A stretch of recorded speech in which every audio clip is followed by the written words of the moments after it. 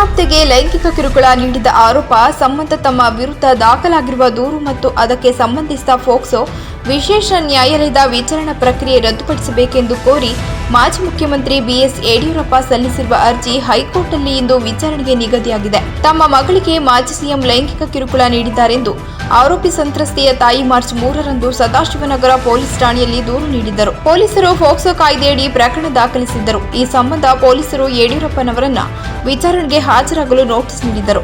ಇದರ ವಿರುದ್ಧ ಬಿಎಸ್ವೈ ತಕರಾರು ಅರ್ಜಿ ಸಲ್ಲಿಸಿದ್ದಾರೆ. ತಮ್ಮ ವಿರುದ್ಧದ ಸಿಐಡಿ ತನಿಖೆ ಮತ್ತು ಫೋಕ್ಸೋ ವಿಶೇಷ ನ್ಯಾಯಾಲಯ ವಿಚಾರಣೆ ರದ್ದುಪಡಿಸಬೇಕೆಂದು ಅರ್ಜಿಯಲ್ಲಿ ಕೋರಿದ್ದಾರೆ. ಈ ಅರ್ಜಿ ಹೈಕೋರ್ಟ್ ನ್ಯಾಯಮೂರ್ತಿ ಕೃಷ್ಣ ಎಸ್ ದೀಕ್ಷಿತ್ ಅವರ ಏಕಸದಸ್ಯ ಪೀಠದ ಮುಂದೆ ಮಧ್ಯಾಹ್ನ 2:30 ಕಲಾಪದಲ್ಲಿ ವಿಚಾರಣೆ ನಡೆಯಲಿದೆ.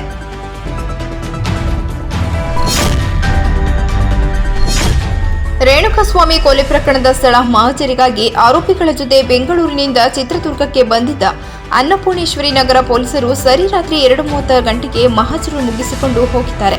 ನಿನ್ನೆ ಮಧ್ಯಾಹ್ನದಿಂದ ರಾತ್ರಿಯವರೆಗೂ ಕಾದಿದ್ದ ಮಾಧ್ಯಮಗಳ ಕಣ್ತಪ್ಪಿಸಿ ಪೊಲೀಸರು ಸ್ಥಳ ಮಹಜರು ಮುಗಿಸಿದ್ದಾರೆ. ಆರೋಪಿಗಳನ್ನ ನೋಡಲು ಸಾವಿರಾರು ಸಂಖ್ಯೆಯಲ್ಲಿ ಜನ ಜಮಾಯಿಸಿದ್ದರು. ಇಡೀ ನಗರವೇ ಮಲಗಿದ್ದ ವೇಳೆ ಸ್ಥಳ ಮಹಜರು ಮುಗಿಸಿಕೊಂಡು ಹೋಗಿದ್ದಾರೆ.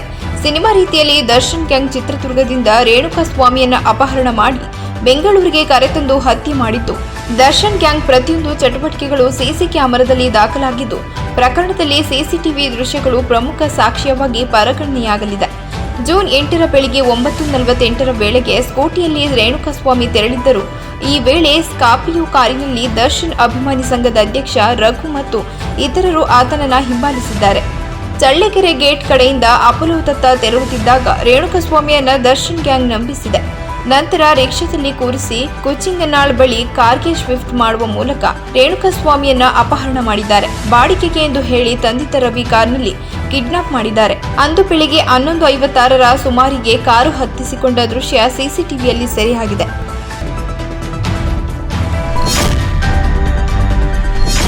ರೇಣುಕಾಸ್ವಾಮಿ ಕೊಲೆ ಕೇಸನ್ನ ಸಿಪಿಐಗೆ ವಹಿಸಬೇಕು. ಉನ್ನತ ಮಟ್ಟದ ತನಿಖೆ ನಡೆಸುವುದರಿಂದ ನ್ಯಾಯ ಸಿಗುವ ಭರವಸೆ ಇದೆ. ಪ್ರಕರಣದಲ್ಲಿ ಯಾರೇ ಇದ್ದರೂ ತಕ್ಕ ಶಿಕ್ಷೆ ಆಗಲೇಬೇಕು ಎಂದು ರೇಣುಕಾಸ್ವಾಮಿ ಅವರ ಚಿಕ್ಕಪ್ಪ ಷಡಕ್ಷರಯ್ಯ ಒತ್ತಾಯಿಸಿದ್ದಾರೆ. ಹತ್ಯೆ ಆಗಿದ್ದಾನೆ ಅಂತೇಳಿ ಮಾಹಿತಿ ಗೊತ್ತಾಯ್ತು. ಬೆಂಗಳೂರು ಪೊಲೀಸ್ನಿಂದ ಗೊತ್ತಾದ್ಮೇಲೆ ನಾವು ಇನ್ನೂ ಕನ್ಫರ್ಮೇಷನ್ ಆಗಲಿಲ್ಲ. ಅಲ್ಲೇ ನಮ್ಮ ಬಂಧುಗಳಿದ್ರು, ಅವ್ರನ್ನೆಲ್ಲ ಕಳಿಸ್ಬಿಟ್ಟು ಸ್ಟೇಷನ್ಗೆ ಐಡೆಂಟಿಫಿಕೇಶನ್ ಮಾಡಿಸಿದ್ವಿ. ಅದು ಸತ್ಯನೂ ಸಹ ಆಯಿತು. ಏನು ಅವರು ರೇಣುಕಾಸ್ವಾಮಿ ಮರ್ಡರ್ ಆಗಿದೆ, ಕೊಲೆ ಆಗಿದೆ ಅಂತಕ್ಕಂಥದ್ದು ನಮಗೆ ಗೊತ್ತಾಯಿತು. ತದನಂತರ ಅವರ ತಂದೆಯವ್ರನ್ನ ಅವ್ರ ತಾಯಿಯವ್ರನ್ನ ಇವತ್ತು ಬೆಳಗ್ಗೆ ನಾವು ಕಳಿಸ್ಕೊಟ್ವಿ. ಈ ತಿಂಗಳು 26ಕ್ಕೆ ರೇಣುಕಾಸ್ವಾಮಿಗೆ ಮದುವೆಯಾಗಿ 1 ವರ್ಷ. ಪತ್ನಿ 3 ತಿಂಗಳ ಗರ್ಭಿಣಿ. ಯಾವುದೇ ಕುಟುಂಬಕ್ಕೂ ಈ ರೀತಿ ಅನ್ಯಾಯ ಆಗಬಾರದು. ಎಷ್ಟೇ ಪ್ರಭಾವಿ ಇದ್ದರೂ ತಕ್ಕ ಶಿಕ್ಷೆಯಾಗಲಿ.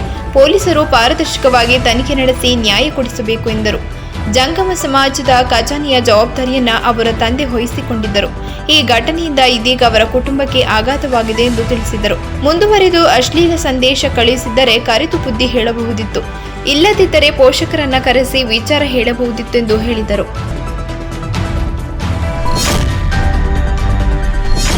ಬೆಳಗೇರಿ ರಂಗನ ಬೆಟ್ಟದಲ್ಲಿ ಬೆಳ್ಳಂಬೆಳಿಗ್ಗೆ ಕಾಡಾನೆಯೊಂದು ಧಾವಿಸಿ ಜನರನ್ನ ಭಯಭೀತರನ್ನಾಗಿಸಿದೆ.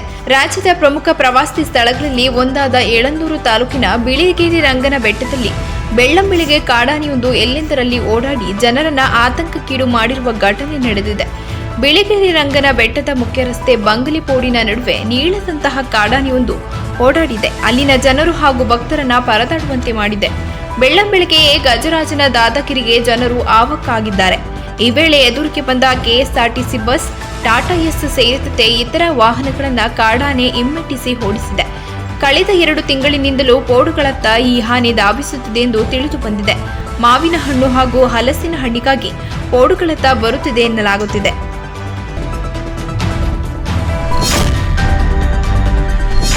ನಮ್ಮ ಪಕ್ಷ ಮತ್ತು ಪ್ರಧಾನಿ ಮೋದಿಯವರು ನನ್ನನ್ನು ರಾಷ್ಟ್ರದ ಮಂತ್ರಿಯಾಗಿ ಮಾಡಿ 2 ಖಾತೆ ನೀಡಿದ್ದಾರೆ. ಮೋದಿ ಅವರಿಗೆ, ಗೃಹ ಸಚಿವರಿಗೆ ಮಾಜಿ ಪ್ರಧಾನಿ ದೇವೇಗೌಡರು, ಕುಮಾರಸ್ವಾಮಿ, ಯಡಿಯೂರಪ್ಪಗೆ ನಾನು ಇದನ್ನು ಸಮರ್ಪಣೆ ಮಾಡುತ್ತೇನೆ ಎಂದು ನೂತನ ಕೇಂದ್ರ ಸಚಿವ ವಿ ಸೋಮಣ್ಣ ಹೇಳಿದರು.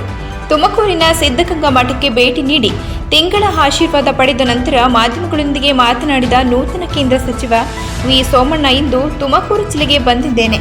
ಮಧುಗಿರಿ ಚಿನ್ನಹಳ್ಳಿ ಗ್ರಾಮದಲ್ಲಿ ನಡೆದ ದುರಂತ ಪ್ರಕರಣ. ಇದೀಗ ಜಿಲ್ಲಾ ಉಸ್ತುವಾರಿ ಸಚಿವರಾದ ಪರಮೇಶ್ವರ್ ಬಳಿ ಮಾತನಾಡಿದ್ದೇನೆ. ಅವರು ಕೂಡ ಡಿಸಿ ಬಳಿ ವರದಿ ತರಿಸಿ ಮಾಹಿತಿ ನೀಡುತ್ತೇನೆ ಎಂದಿದ್ದಾರೆ. ನಾನು ಜಿಲ್ಲಾಸ್ಪತ್ರೆಗೆ ಭೇಟಿ ನೀಡಿ ಆರೋಗ್ಯ ವಿಚಾರಣೆ ಮಾಡ್ತೀನಿ ಎಂದರು. ಭಾನುವಾರ ಕಾರ್ಯಕರ್ತರ ಸಭೆಯಲ್ಲಿ ಭಾಗಿಯಾಗಲಿದ್ದು 45 ವರ್ಷದ ಅನುಭವವನ್ನು ಸಾಮಾನ್ಯರಿಗೆ ಸಿಗುವ ರೀತಿಯಲ್ಲಿ ಮಾಡ್ತೀನಿ. ಜೊತೆಗೆ ನನಗೆ ಕೊಟ್ಟಿರುವ ಖಾತೆಯನ್ನು ಉತ್ತಮ ರೀತಿಯಲ್ಲಿ ನಿರ್ವಹಿಸುವ ಮೂಲಕ ಜನಸಾಮಾನ್ಯರಿಗೆ ಸ್ಪಂದಿಸುವ ಕೆಲಸ ಮಾಡುತ್ತೇನೆ ಎಂದರು. ಪ್ರಧಾನಮಂತ್ರಿಗಳಾದ ನರೇಂದ್ರ ಮೋದಿಯವರು ನಮ್ಮ ಪಕ್ಷ NDA ಒಕ್ಕೂಟದಿಂದ ನನ್ನನ್ನು ರಾಷ್ಟ್ರದ ಮಂತ್ರಿಯಾಗಿ 2 ಉಪಯುಕ್ತವಾದ ಜವಾಬ್ದಾರಿಯನ್ನು ನೀಡಿದ್ದಾರೆ. ನಾನು ರಾಷ್ಟ್ರದ ಪ್ರಧಾನಮಂತ್ರಿಗಳಿಗೆ, ರಾಷ್ಟ್ರದ ಗೃಹ ಮಂತ್ರಿಗಳಿಗೆ, ರಾಷ್ಟ್ರದ ಇನ್ನಿತರ ನಾಯಕರಿಗೆ, ನಮ್ಮ NDA ಒಕ್ಕೂಟದ ರಾಷ್ಟ್ರದ ಮಾಜಿ ಪ್ರಧಾನಿಗಳಾದ ನಮ್ಮ ದೇವೇಗೌಡರಿಗೆ, ಸನ್ಮಾನ್ಯ ಮಾಜಿ ಮುಖ್ಯಮಂತ್ರಿಗಳಾದ ಯಡಿಯೂರಪ್ಪನವರಿಗೆ, ಕುಮಾರಸ್ವಾಮಿ ಅವರಿಗೆ, ಇನ್ನಿತರ ನಾಯಕರಿಗೆ ಧನ್ಯವಾದಗಳನ್ನು ಸಮರ್ಪಣೆ ಮಾಡ್ತೀನಿ. ಇವತ್ತು ತುಮಕೂರು ಜಿಲ್ಲೆಗೆ ಬಂದಿದ್ದೇನೆ.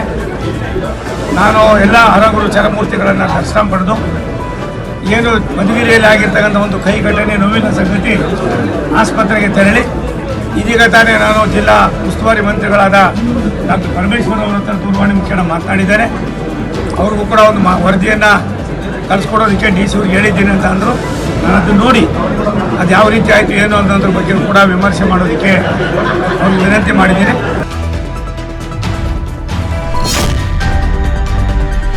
ನಟ ದರ್ಶನ್ ಮತ್ತು ಗ್ಯಾಂಗ್ನಿಂದ ರೇಣುಕಾಸ್ವಾಮಿ ಕೊಲೆ ಪ್ರಕರಣದಲ್ಲಿ ಇಲ್ಲಿಯವರೆಗೂ ಬರೋಬ್ಬರಿ 17 ಪೈಕಿ 13 ಜನರನ್ನ ಬಂಧಿಸಲಾಗಿದೆ. ಇನ್ನು 4 ಘಟನೆ ಬಳಿಕ ನಾಪತ್ತೆಯಾಗಿದ್ದರು. ಇದೀಗ ಆ 4 ಪೈಕಿ ಓರ್ವ ಇಂದು ತಾನಾಗಿಯೇ ಬಂದು ಪೊಲೀಸರಿಗೆ ಶರಣಾಗಿದ್ದಾರೆ.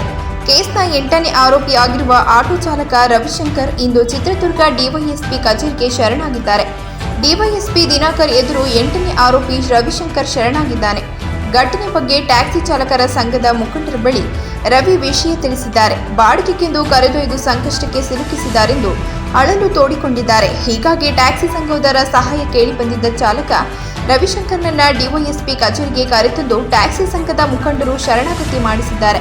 ಬಾಡಿಗೆಗೆಂದು ಹೇಳಿ ಜಗದೀಶ್ ರಾಘವೇಂದ್ರ ಕರೆಸಿಕೊಂಡಿದ್ದರು. ಆಟೋದಲ್ಲಿ ರೇಣುಕಾಸ್ವಾಮಿ ಕರೆತಂದಿದ್ದರು. ಚಿತ್ರದುರ್ಗ ತಾಲೂಕಿನ ಕುಂಚಿಂಗನಾಳ ಬಳಿಗೆ ಆಟೋದಲ್ಲಿ ಬಂದಿದ್ದರು. ಕುಂಚಿಂಗನಾಳ ಗ್ರಾಮದ ಬಳಿ ರೇಣುಕಾಸ್ವಾಮಿ ಕಾರು ಹತ್ತಿಸಿದ್ದರು. ದರ್ಶನ್ ಭೇಟಿಗೆಂದು ಹೇಳಿ ರೇಣುಕಾಸ್ವಾಮಿಯನ್ನ ಗ್ಯಾಂಗ್ ಕರೆತಂದಿತ್ತು. ರೇಣುಕಾಸ್ವಾಮಿ ಖುಷಿಯಿಂದಲೇ ಕಾರಿನಲ್ಲಿ ಬಂದಿದ್ದೇನೆಂದು ಮಾಹಿತಿ ನೀಡಿದ್ದಾನೆ.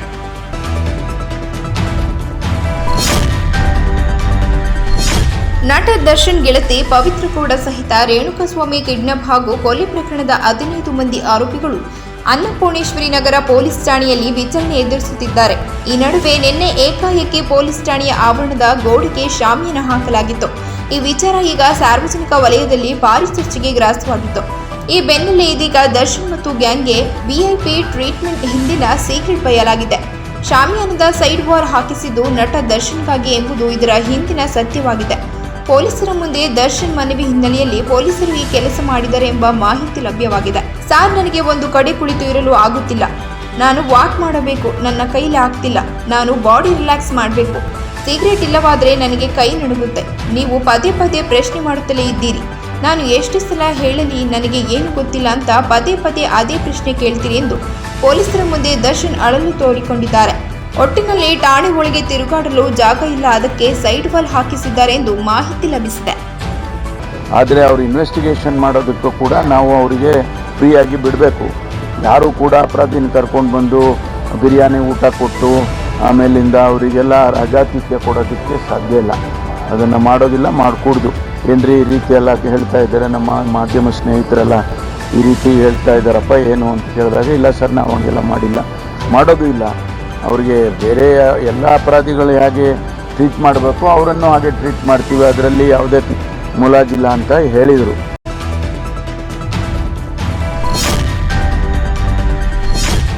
ಒಕ್ಕಲಿಗ ಸಮುದಾಯದ ಸಚಿವರು ಹಾಗೂ ಶಾಸಕರಿಗೆ ಉಪಮುಖ್ಯಮಂತ್ರಿ DK ಶಿವಕುಮಾರ್ ದಿಢೀರ್ ಒಕ್ಕಲಿಗ ಸಮುದಾಯದ ಸಚಿವರು ಹಾಗೂ ಶಾಸಕರಿಗೆ ಔತಣಕೂಟ ಏರ್ಪಡಿಸುವುದು ಕುತೂಹಲ ಮೂಡಿಸಿದೆ. DCM ಅವರ ಸದಾಶಿವನಗರ ನಿವಾಸದಲ್ಲಿ ಗುರುವಾರ ರಾತ್ರಿ ಕಾಂಗ್ರೆಸ್ ಪಕ್ಷದ ಒಕ್ಕಲಿಗ ಸಮುದಾಯದ ಮುಖಂಡರ ಔತಣಕೂಟ ನಡೆಯಿತು. ಸಚಿವರಾದ Ramalinga Reddy, Krishna ಬೈರಗೌಡ, N Chaluvarayaswamy, Venkatesh, doctor MC Sudhakar, ಮಾಜಿ ಸಂಸದ DK ಸುರೇಶ್ ಹಾಗೂ ಸಂಸದರು, ಶಾಸಕರು, ಮಾಜಿ ಸಂಸದರು, ಮಾಜಿ ಶಾಸಕರು, ಮೇಲ್ಮನೆ ಸದಸ್ಯರು, ಮಾಜಿ ವಿಧಾನ ಪರಿಷತ್ ಸದಸ್ಯರು ಹಾಗೂ ಮುಖಂಡರುಗಳು ಔತಣಕೂಟದಲ್ಲಿ ಪಾಲ್ಗೊಂಡಿದ್ದರು. ಲೋಕಸಭಾ ಚುನಾವಣೆಯಲ್ಲಿ ಒಕ್ಕಲಿಗ ಸಮುದಾಯ ಕಾಂಗ್ರೆಸ್ ಕೈ ಹಿಡಿದಿಲ್ಲ ಎಂಬ ಲೆಕ್ಕಾಚಾರ ಎಡವಿತ್ತಲ್ಲೇ ಎಂಬುದರ ಬಗ್ಗೆ ಈ ಸಂದರ್ಭದಲ್ಲಿ ಸಮುದಾಯದ ನಾಯಕರು ಪರಾಮರ್ಶೆ ನಡೆಸಿದ್ದಾರೆ ಎನ್ನಲಾಗಿದೆ. ಚುನಾವಣೆಯಲ್ಲಿ ಒಕ್ಕಲಿಗ ಸಮುದಾಯ ಕೈಕೊಟ್ಟ ಬೆನ್ನಲ್ಲೇ ಅಲರ್ಟ್ ಆದ ಡಿಕೆ ಶಿವಕುಮಾರ್ ಅವರು ಒಕ್ಕಲಿಗ ಸಚಿವರು, ಶಾಸಕರಿಗೆ ಔತಣಕೂಟ ಆಯೋಜಿಸುವ ಮೂಲಕ ಸಮುದಾಯದ ಸಚಿವರು, ಶಾಸಕರನ್ನ ವಿಶ್ವಾಸಕ್ಕೆ ಪಡೆಯಲು ಮುಂದಾಗಿದ್ದಾರೆ ಎಂದು ಹೇಳಲಾಗುತ್ತಿದೆ. ಲೋಕಸಭಾ ಸಮರದಲ್ಲಿ ಹಳೆ ಮೈಸೂರು ಭಾಗ, ಬೆಂಗಳೂರು ಗ್ರಾಮಾಂತರ, ಕೋಲಾರ, ತುಮಕೂರು, ಚಿಕ್ಕಬಳ್ಳಾಪುರ ಲೋಕಸಭಾ ಕ್ಷೇತ್ರಗಳಲ್ಲಿ ಕಾಂಗ್ರೆಸ್ಗೆ ಭಾರೀ ಹಿನ್ನಡೆಯಾಗಿದ್ದು, ಒಕ್ಕಲಿಗ ಸಮುದಾಯ ಕಾಂಗ್ರೆಸ್ ಕೈ ಹಿಡಿಯಲಿಲ್ಲ ಎಂಬ ಚರ್ಚೆಗಳು ರಾಜಕೀಯ ವಲಯದಲ್ಲಿ ಕೇಳಿಬಂದಿದೆ.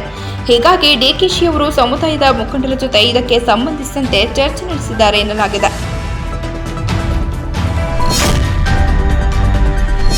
ಎರಡು ದಿನಗಳ ಹಿಂದೆ ಕುವೈತ್ನಲ್ಲಿ ಸಂಭವಿಸಿದ ಭೀಕರ ಅಗ್ನಿ ದುರಂತದಲ್ಲಿ ಮೃತಪಟ್ಟ ಭಾರತೀಯ ಪಾರ್ಥಿವ ಶರೀರಗಳನ್ನು ಹೊತ್ತು ಭಾರತೀಯ ವಾಯುಪಡೆಯು ವಿಮಾನವು ಕೊಚ್ಚಿನ್ ಅಂತಾರಾಷ್ಟ್ರೀಯ ವಿಮಾನ ನಿಲ್ದಾಣಕ್ಕೆ ಬಂದಿಳಿದಿದೆ. ಎಐಎಫ್ C-30J ವಿಮಾನವು ಭಾರತೀಯರ ಮೃತದೇಹಗಳನ್ನು ಹೊತ್ತು ತಂದಿದೆ. 31 ಜನರ ಮೃತದೇಹಗಳನ್ನು ಕೊಚ್ಚಿನ್ ವಿಮಾನ ನಿಲ್ದಾಣದಲ್ಲಿ ಬರಮಾಡಿಕೊಳ್ಳಲಾಯಿತು. 31 ಮೃತದೇಹಗಳಲ್ಲಿ ಕೇರಳದ 23 ಜನರ ಮೃತದೇಹಗಳು, ತಮಿಳುನಾಡಿನ 7 ಜನರ ಮೃತದೇಹಗಳು ಮತ್ತು ಕರ್ನಾಟಕದ ಮೂಲಕ ಒಬ್ಬರ ಮೃತದೇಹವು ಇದರಲ್ಲಿ ಸೇರಿದೆ ಎಂದು ಪೊಲೀಸ್ ಅಧಿಕಾರಿಗಳು ತಿಳಿಸಿದ್ದಾರೆ. ಮೃತದೇಹಗಳನ್ನು ಪಡೆಯಲು ಮುಖ್ಯಮಂತ್ರಿ ಪಿಣರಾಯಿ ವಿಜಯನ್, ಆರೋಗ್ಯ ಸಚಿವೆ ವೀಣಾ ಜಾರ್ಜ್, ಕೈಗಾರಿಕಾ ಸಚಿವ ಪಿ ರಾಜೀವ್, ಕಂದಾಯ ಸಚಿವ KN ರಾಜ್ ಮತ್ತು ಇತರ ಅಧಿಕಾರಿಗಳು ವಿಮಾನ ನಿಲ್ದಾಣಕ್ಕೆ ಆಗಮಿಸಿದ್ದರು. ಜೂನ್ 12ರಂದು ಕುವೈತ್ನ ಅಲ್ ಮಂಗಫ್ ಕಟ್ಟಡದಲ್ಲಿ ಸಂಭವಿಸಿದ ಬೆಂಕಿ ಅವಘಡದಲ್ಲಿ 49 ಜನರು ಸಾವನ್ನಪ್ಪಿದ್ದಾರೆ ಮತ್ತು ಅವರಲ್ಲಿ ಹೆಚ್ಚಿನವರು ಭಾರತೀಯರು ಎಂದು ಅಧಿಕಾರಿಗಳು ಹೇಳಿದ್ದಾರೆ.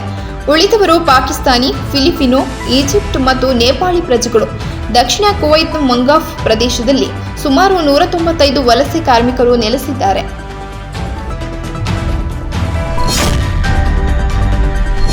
ಫೋಕ್ಸೋ ಪ್ರಕರಣ ಸಂಬಂಧ ಮಾಜಿ ಮುಖ್ಯಮಂತ್ರಿ BS ಯಡಿಯೂರಪ್ಪ ವಿರುದ್ಧ ಜಾಮೀನು ರಹಿತ ಬಂಧನ ವಾರೆಂಟ್ ಜಾರಿಯಾಗಿದ್ದನ್ನು ಕೇಂದ್ರ ಸಚಿವ ಪ್ರಹ್ಲಾದ್ ಜೋಶಿ ಖಂಡಿಸಿದ್ದಾರೆ.